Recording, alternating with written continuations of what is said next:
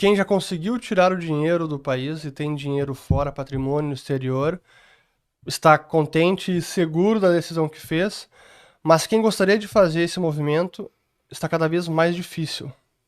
Como é que um empreendedor na Argentina que tem patrimônio, tem empresa, tem investimentos e gostaria de tirar o dinheiro do país hoje, como é que ele faz? Então, existem algumas maneiras ainda, né? O comércio internacional ainda continua sendo uma opção, só que limita muito a só um setor, né? Obviamente.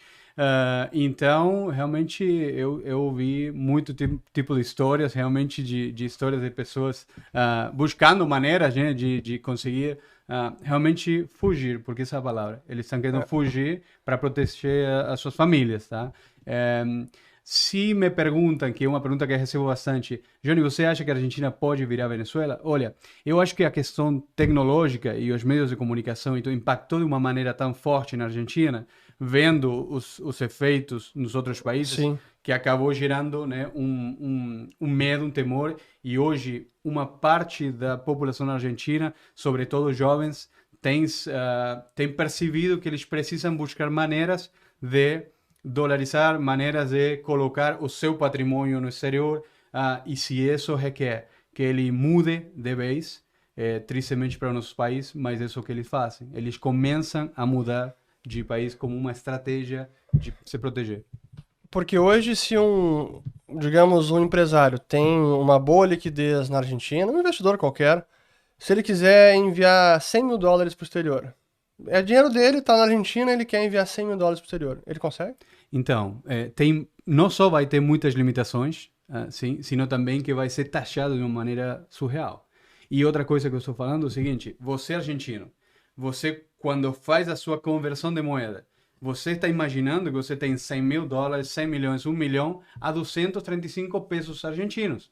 Esse é o seu poder de compra.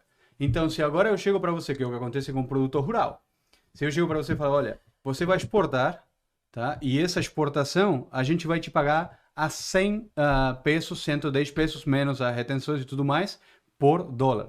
Isso é o que acontece com o produtor. Então, depois, imagina como isso desincentiva né, Claro, a produção, o claro. investimento. Quem vai investir em um país que não te representa segurança jurídica? Né? E só linkando com essa questão que você falou do Brasil, quando eu falo com colegas brasileiros, ele fala, pô, você acha que isso é possível que aconteça no Brasil? E, obviamente, a estrutura do Brasil é bem maior. A gente admira muito, inclusive, desde a Argentina. Mas eu vi um peso, um dólar. Sim. Então, isso de fato aconteceu. Então, quando a mim me falam, olha, não, mas a gente tem um câmbio aí a 5,80, 5,70 e uma máxima, isso aí está muito caro. Eu vi o câmbio na Argentina a 5,80 em 2014. Correto? Poucos anos atrás. Então você vê que a disparada que ele tem de deterioro pode ser exponencial se não cuidarem daquela estrutura inicial. Sim. Então esse é um caminho que vai acontecendo aos poucos, você não percebe, e a precificação do dólar como um produto, realmente, se a gente entende como se precifica no sistema, na economia, os produtos, a gente enxerga que, de fato, pode acontecer se você tiver emissão monetária desenfrenada, né, que é um comum hoje a gente está vendo, e, por outro lado, um excesso de gasto público. Então, essa fórmula aí, você pergunta, bom, qual é a tendência do dólar? Eu não sei, independente, amanhã, quanto ele pode estar. Mas é Sim. só você olhar o histórico, dólar real. É só você olhar o histórico do dólar real desde que começou até hoje e o que aconteceu? É. Devaluação. Esse é um ponto até eu quero olhar para a câmera agora, porque esse é um ponto importante que faz a gente refletir. Eu há muito tempo venho falando de dolarização, todo o pessoal da Liberta no Brasil, Liberta Globo e a importância disso.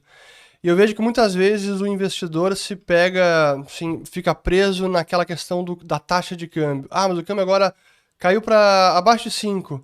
Vou esperar cair mais, acho que vai cair um pouco mais, não vou fazer remessa agora, vai cair um pouco mais. E aí esperar, vai cair um pouco mais, não faço remessa. E aí não cai, começa a subir de novo. Aí vai para 5,20, vai para 5,60, vai para 5,80. E Correto. aí quando chega em quase 6, agora eu vou mandar dinheiro. E quando dolarização de patrimônio é uma ideia de preservação ao longo dos anos e possivelmente para as gerações. E aí, quando a gente se lembra o que você acabou de comentar, onde para enviar dinheiro para o exterior agora, da Argentina, você ainda vai ter uma sobretaxa, quem enviou no câmbio anterior, azar, não tá nem aí, porque agora imagina o custo que vai ser é muito mais elevado. E eu não estou dizendo que isso vai acontecer no Brasil, mas são aqueles riscos que a gente não consegue controlar, que é imponderável, e que é uma maneira que a gente consegue mitigar isso é executando desde cedo e não esperando o momento ideal, porque de repente quando chegar o momento que não tem mais opção, tem que ser agora, aí pode vir uma sobretaxa em cima e aquela taxa de câmbio que já está alta vai ficar ainda mais cara, né?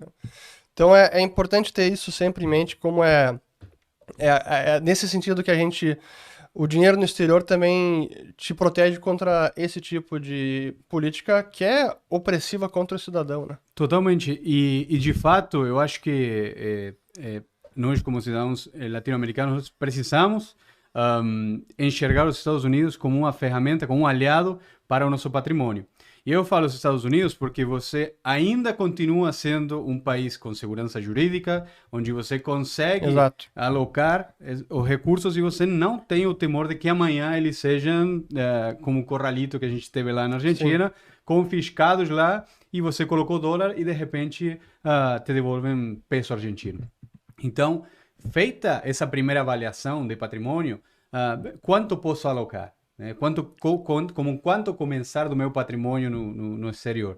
Eu acho que, eu sempre falo, olha, seja conservador até nisso. Comece com 10, 20% do patrimônio e você começa a fazer alocações e nem precisa ser uma alocação de vez, sim? Pode ser uma alocação tranchada, que você vai fazendo por partes, inclusive conhecendo o mercado americano. O mercado americano tem, além de 8.600 ações, literalmente, para você conseguir operar, você tem 2.950 ETFs aí, que são fundos que são negociados em bolsa como se fossem ações, com uma liquidez absurda. Realmente, você tem muitas opções. Inclusive, se você quer arriscar um pouco mais, até pode comprar emergentes e utilizar os Estados Unidos como um hub, né? Como um centro de distribuição para seus investimentos. Claro. Então, tem muitos benefícios, não só pela quantidade de produtos que você tem aqui, sino, insisto, pela infraestrutura, ainda o valor das instituições que ainda mantém esse país, né, como o principal do mundo, né? Muito bom. Então, acho que a partir de fazer esse gancho já para ir para a segunda parte, que é justamente tomado o passo inicial, agora tenho dinheiro no exterior, como eu vou alocá-lo? Então, quais são os ativos, qual é a melhor alternativa?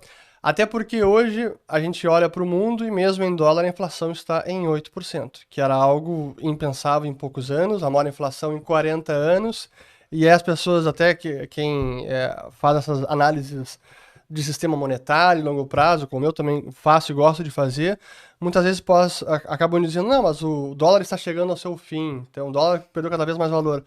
É verdade, chegar no fim, não chegou no seu fim, ainda tem muitos anos de vida. Sim que também perde poder de compra, a própria moeda, e é por isso que a gente também precisa investir. Então não é manda o dinheiro para o exterior e deixa ele parado na conta. Não, tem muitos instrumentos.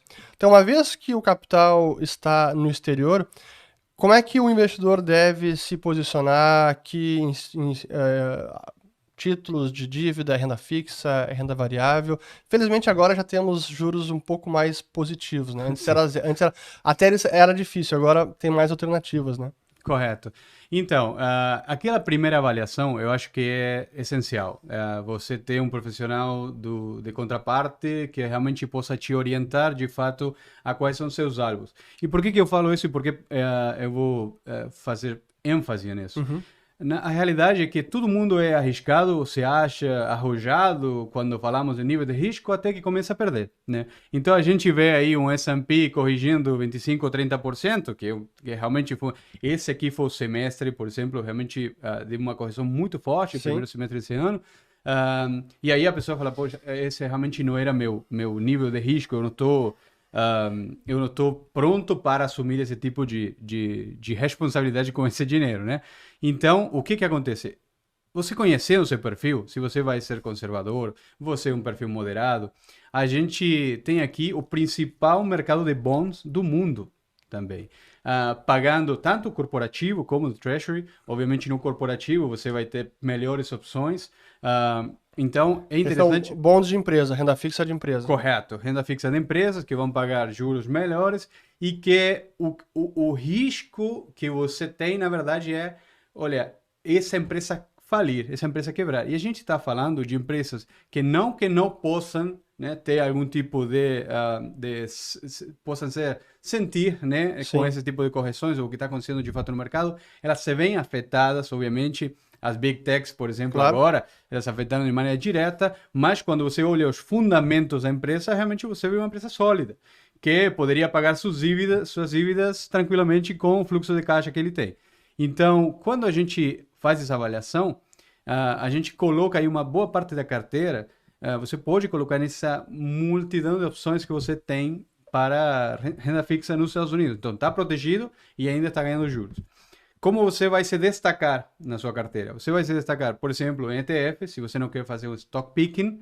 Stock picking é escolher aquelas ações, né, pontuais que você quer. Mas se você não quer atrelar seu patrimônio ao risco do movimento de uma Big Tech, por exemplo, você pode comprar ETFs. Você pode investir em ETFs, montar uma carteira de empresas, por exemplo, tecnológicas. Então, e esses fundos têm assim, custos de manutenção muito baixos, realmente vale muito a pena. Então, você consegue, com a outra parte da sua carteira, fazer um rebalanceamento desses ETFs, né? Seja trimestral, semestral, conforme seus alvos, né? Seus objetivos, colocando em diferentes tipos de mercado, inclusive emergentes. Você pode ter um dinheiro aqui. A pessoa que mora aqui, por exemplo, pode investir tranquilamente no Brasil, através do EWZ, por exemplo, e ele vai ter, obviamente, menos surpresas, né? Menos volatilidade, né? Com respeito de investir de maneira direta. E, de novo, o dinheiro está aqui. Então, você, entre os bonds, entre o equity, né? Entre as ações, na verdade, e entre os ETFs, você tem 3 áreas muito poderosas para você diversificar a sua carteira. E aí, procurar rendimentos, eu sempre falo, procure rendimentos que acompanhem, obviamente, os ciclos da economia e no médio e longo prazo. Sim. Você não especula, assim como você não especula com o câmbio, né? Tá 5,25, tá 5,15. Essa especulação, se você quer fazer uma alocação maior, de um capital maior, o melhor é começar ontem. É isso aí. Quanto antes você começa, melhor. E nesse processo de você alocar os ativos, é o assessor quem vai conversar com o cliente para ver qual é o momento exato para a entrada desses ativos. Né? Então, não é simplesmente chegar, abrir uma conta e sair comprando. Né? Tem muito mais estudo que a gente desenvolve aqui na LNS, na Liberta. Né?